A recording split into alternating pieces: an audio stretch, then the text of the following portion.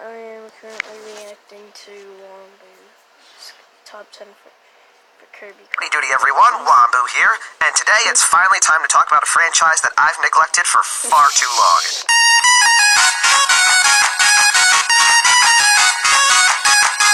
That's right, after almost 2 years, I'm finally spotlighting the pink marshmallow Kirby. Not only is the Kirby franchise one of my favorite Nintendo franchises, but its titular character is one of my favorite characters ever. So what better way to show my love than by exploring my favorites from his expansive collection of copy abilities. Now, in terms of the rules, I'm going to be looking at these abilities mainly in their default Kirby forms. That means no Robobot forms or super abilities. I also won't be including endgame abilities, nor will I be including the mixed abilities from Kirby 64.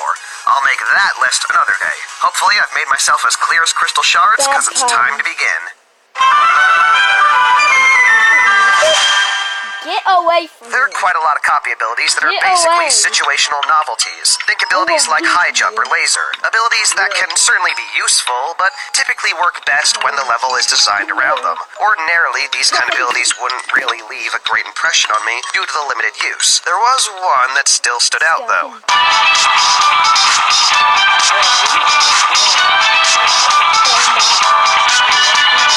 Starting things off real basic with this one. The wheel ability, obviously enough, turns Kirby into a jet plane. Yeah, the wheel ability obviously turns Kirby to a jet plane.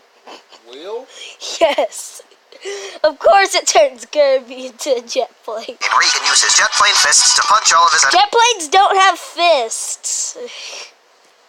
to death. No, you dummy, it turns me to a wheel, obviously. In wheel form, you press the button, and that dang heckin' Kirby do a zoom. It's really complicated, okay? There's a very high skill ceiling with this one. In all seriousness, though, this one's just addicting as hell. While zooming along, Kirby can only be damaged when he's turning. While you've got the momentum, though, you're indestructible. Just avoid pits, and your road-killing rampage should go swimmingly. Later games have also added some little bells and whistles, such as boosting, jumping, boost jumping, and in the case of Sweet Squad, the ability to take on properties from the trio of elements. There's also the wheelie partner in Superstar, which Kirby can actually board, and I'll be honest, I don't entirely know what the point of it is, but it's cool anyway. Wheel isn't the most practical ability. Like I said before, the stage does still need to be built around You could also be a dumbass like me and try to use it wherever, though, and I dare you to just try and fight any boss or mini-boss without looking like a Wambu, I have beaten a mini-boss.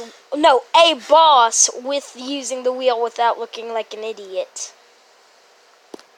Fucking idiot. But when the circumstances are just right, there's nothing quite like breezing through levels with this thing while flattening everyone in your path. Bugs are fucking scary.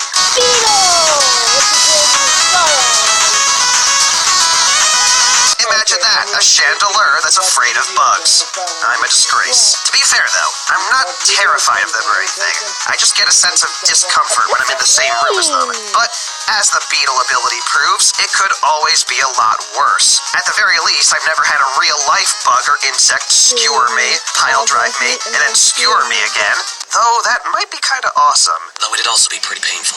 Yeah, bugs are fine as is. Beetle is a brute. Possibly the most brutal brute of all copy abilities. With that big-ass horn, Kirby can slice dudes in a flurry similar to that of Sword, but more notably, he can jam these little bastards onto the spike, carry them around, and throw them in a number of ways, kinda like suplex and backdrop. Then there's also its ability to hover, which is pretty much taken from Jet. Keep in mind, I'm not really praising this ability for its originality, but in spite of the fact that it pretty much nicks almost all of its moves from other abilities, it still manages to keep to the whole bug motif really well.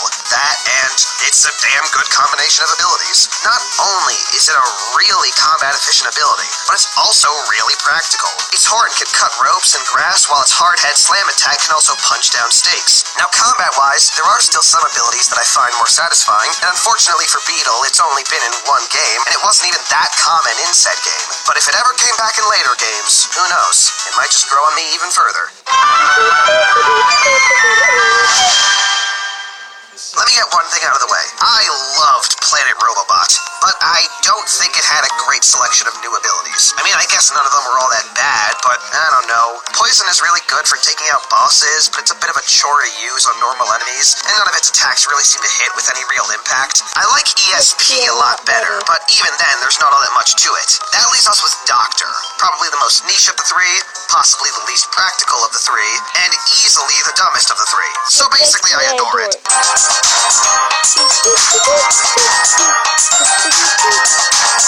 As it turns out, Nintendo characters make for shitty doctors. And if you think Kirby is the exception to that, then I know just the guy to examine your head for you. Nintendo's definition of a doctor is apparently pills, pills, and more pills. They're not for ingesting, they're for throwing at people you don't like. To be fair though, they do more damage than you might think. Pills aren't the only thing Kirby's got hidden in his coat. If you want to do more, you could smack someone with a giant clipboard, or spray them with rainbows. Best of all though is the Science Lab move, which sees Kirby mix a bunch of random chemicals together, you know, as any responsible doctor would. After a little while, he produces one of 4 different concoctions. The first 3 are elemental attacks that vary in height and spread, while the 4th one is a health potion. If this still doesn't sound all too practical, it's because it's not. I say fuck practicality. Just be an idiot. Isn't that what being a doctor is all about? Probably not, because I have no clue what I'm talking about. But I don't need to.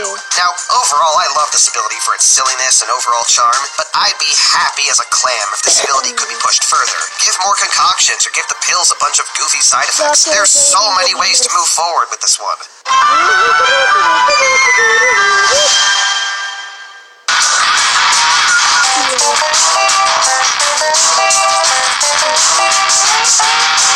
You guys can keep your Meta Knights and King Dededes. Me personally, I've always been a Bandana D guy. Spear is just an absolutely solid ability. Like most melee weapons in the game, it's got pretty damn good power, but Spear manages to stand out because, good God, the reach on this thing. So long as enemies are on the same side of the universe as you, they're getting a stabbing. And with the ability to throw his spears, it means that Kirby's also got a pretty solid projectile working for him. It means that what we've got here is an ability that's not just great for combat, but also for solving puzzles. But my favorite part of this ability is that they laced it with a secret ingredient known as I don't give a fuck. If throwing 3 spears the size of your own body seems legit to you, then how about throwing spear after spear after spear over and over again? I'm sorry, is there a wall in your way? It doesn't matter, you've got a spear, it's not a problem. Or how about this? Have you ever found yourself in need of a makeshift helicopter? Wait, what? What?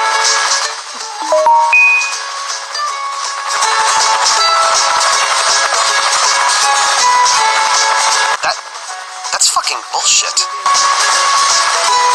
I love it. What? And we didn't vote this guy into Smash 4. Where they were. Humanity, you should be ashamed of yourself. That wants me to get this.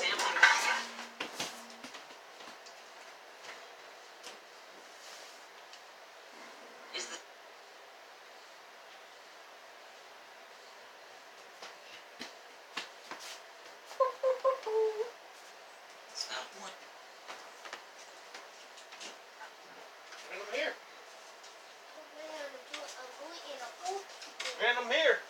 I want a red poopsicle though. I don't think there's another red one in there. Yes, there is.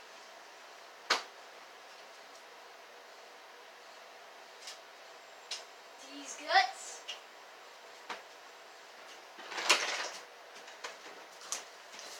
Cheese butt. Back to watching. And now, on the complete opposite end of the spectrum, we have a powerful, long-range melee weapon with the ability to phase through walls. That's not what opposite means? Well, fuck me.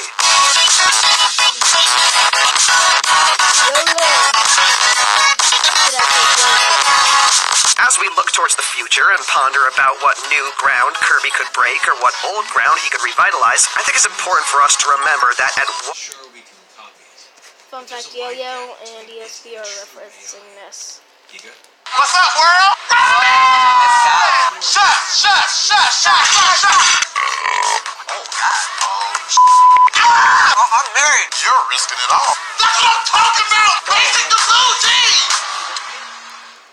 Yeah, no problem. One time, Kirby weaponized customized a toy from the 60s that we all loved in the 90s. And fittingly enough, the ability based on a toy is just pure style and fun. You've got a bunch of sweeping yo-yo strikes with titanically huge hitboxes, and it would be one thing if Kirby just flailed the yo-yo around, but the fact that he combines it with a bunch of breakdancing moves just makes it so much better and all the more charming. Add the ability to grab enemies as the cherry on top, and yeah, yo-yo is just an absolute blast. It's so much fun that for a while I didn't even notice that it was directly referencing Ness from Earthbound. And spoiler alert, this isn't going to be the only ability on this list that takes inspiration from other characters. I pretty much love everything about this ability, but of course, we only got it in Superstar and its remake. If we got Beetle back, that'd be awesome, but nothing would make me happier than seeing Yoyo again. Fun fact,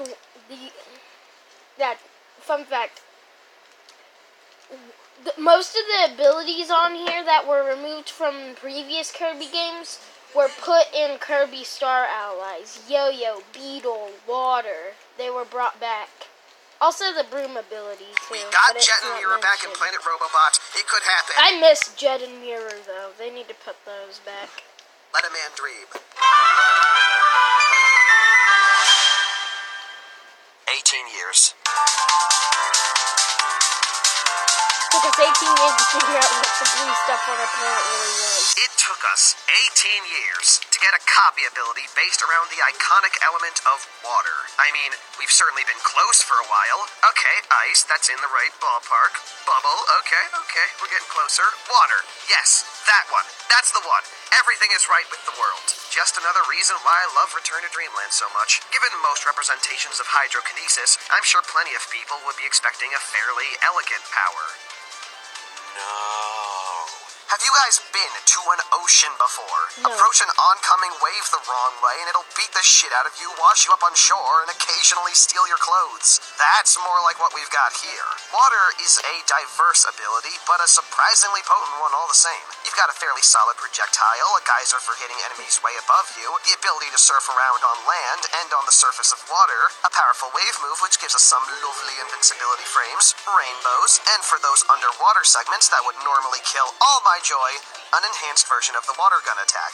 But because I am a dumb guy that enjoys dumb things that are dumb, like me, my favorite move is the Fountain Hover. This is beauty, and I don't care what anyone else says about it. Yeah, no, don't mind me, you guys. I'll just be up here chilling. But really, water is just such an immediately comfortable and fun ability that makes so much sense for the franchise that it really does feel like an instant classic. So, of course, it was the only new ability from Return to Dreamland that didn't get brought back in Triple Deluxe or Planet Robobot. How Laboratories was just like, we took too long.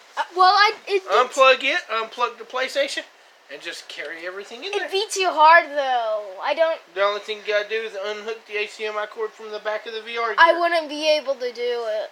Yeah, you would. No, I wouldn't. Yeah, I don't know what to tell you there. Want to make water, huh? Well, fine. I guess you guys don't want it. I do want to play. Oh, you do want it? Well, here you go. Oh, whoops. That's the poison. That's the only cord you gotta unhook. What a...